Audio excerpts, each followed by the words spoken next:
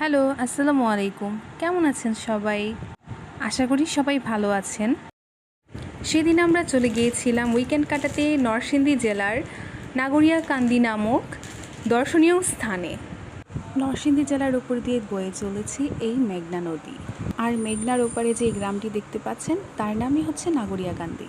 ব্রিজের ওপারে যতদূর চোখ যায় চারদিকে বিনোদন কেন্দ্র দেখা যায়। গাড়ি থেকে নামতেই চোখে পড়ল গোল্ডেন স্টার পার্ক নামক একটি বিনোদন কেন্দ্র। বাহির থেকে দেখা যাচ্ছিল বিশাল বড় এরিয়া নিয়ে তৈরি এই গোল্ডেন স্টার পার্ক।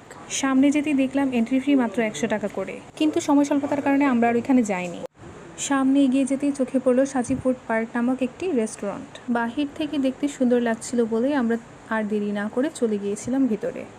বাহির থেকে দেখতে যেমন সুন্দর লাগছিল, ভিতরে প্রবেশ করার পর মন একদম প্রশান্ত হয়ে গেল।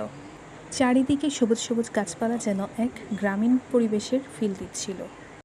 সামনে এগোতেই চোখে পড়ল একটি ব্রিজ, যার নিচ দিয়ে প্রবাহিত রয়েছে ফেক ওয়াটারফল লেক। ব্রিজ থেকে নেমে সামনে এগোতেই দেখলাম তাদের বাহিরে আউটডোর পরিবেশে রয়েছে সাজানো টেবিল চেয়ার। তবে দেখে মনে হচ্ছিল তাদের রেস্টুরেন্টের আরও টুকিটাকি কাজ কিছু বাকি রয়ে গেছে। যখনই আমরা এই সুন্দর প্লেসটাতে বসতে যাব তখনই আমাদের একজন ওয়েটার ভাইয়া এসে বলল, ম্যাম, আমাদের ইনডোরে এসিতে বসার সুব্যবস্থা রয়েছে। যেহেতু আমার মেয়ে ঘুমাচ্ছিল তাই দেরি না করে ভেতরে চলে গিয়েছিলাম। ছোটোখাটো প্রোগ্রামের জন্য আমার কাছে প্লেসটা বেশ ভালো লেগেছে, আর প্লেস অনুযায়ী তাদের খাবারের দামগুলো একদম আমার কাছে পারফেক্ট মনে হয়েছে। তারপর আমরা বাইরে চলে এসেছিলাম কিছু ছবি আর ভিডিও ক্লিপ নিতে।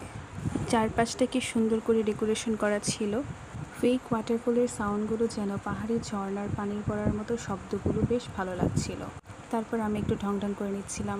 চারদিকটা আমার কাছে এতই সুন্দর লাগছিল যে আমি বারবার শুধু তাদের ভিউগুলো ভিডিও করে নিচ্ছিলাম। তারপর আমরা ভিতরে চলে গিয়েছিলাম খাবার খাওয়ার জন্য। আমরা খাবারে নিয়েছিলাম সেট মেনু একটা, আর হচ্ছে মিট বক্স। সেট মেনুটা আমার কাছে ভালো লেগেছে, মিট বক্সটাও ভালো ছিল।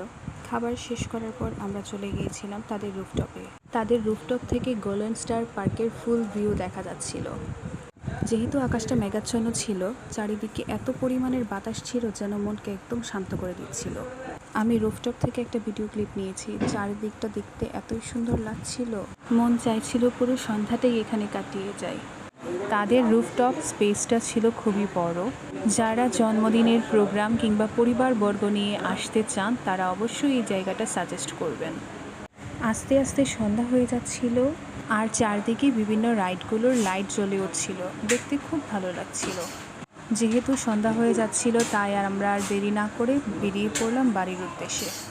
যেহেতু এটা আমার ফার্স্ট ভয়েস দেওয়া ব্লগ, ভুল ত্রুটি হলে ক্ষমার দৃষ্টিতে দেখবেন।